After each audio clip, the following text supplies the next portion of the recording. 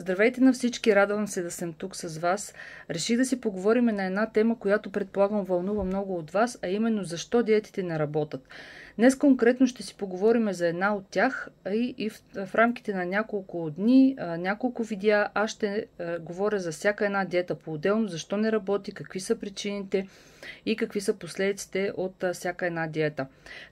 На въпроса днес конкретно реших да си поговорим за периодичното гладуване, какво се случва при това и какви са последиците от него. Много хора си мислят, че когато гладуват и не ядат, ще отслабнат. Да, наистина ще отслабнат, но на цената на какво?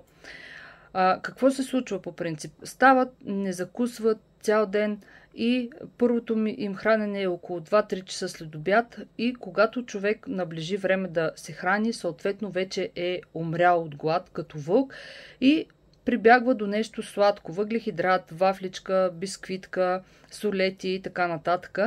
И какво се случва тогава?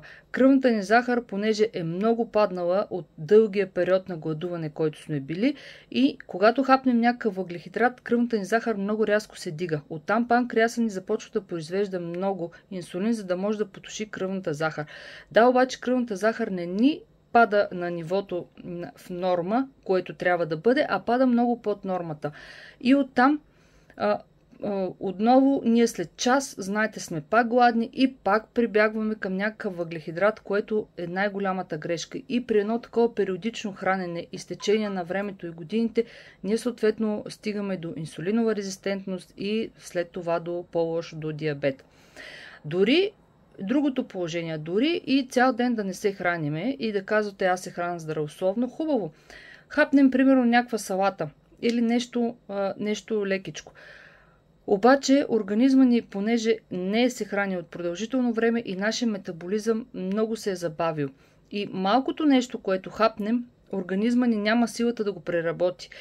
И то го трупа под формата на запаси, защото организма ни, метаболизма всъщност вече е в режим на самосъхранение и чака и не знае кога пак ще му подадете храна. Поради тази причина дори здравословно да хапнете при толкова продължителен период на гладуване не може да се усвои, а се трупа под формата на мазнини. Също така, каквото и да хапнете въглехидрат и няма тази сила организма да го обработи и знаете добре, глюкозата, която приемаме, тя като не се обработи се превръща в мазнини. Другото, което е, в рамките на 4 часа, примерно, в които ние се храниме през деня, съвсем не са достатъчни ние да подадем всичките необходими микронутриенти, хранителни вещества на организма. Просто е невъзможно в рамките на 4 часа или 5, които се храниме през деня, ние да му подадем всичко необходимо.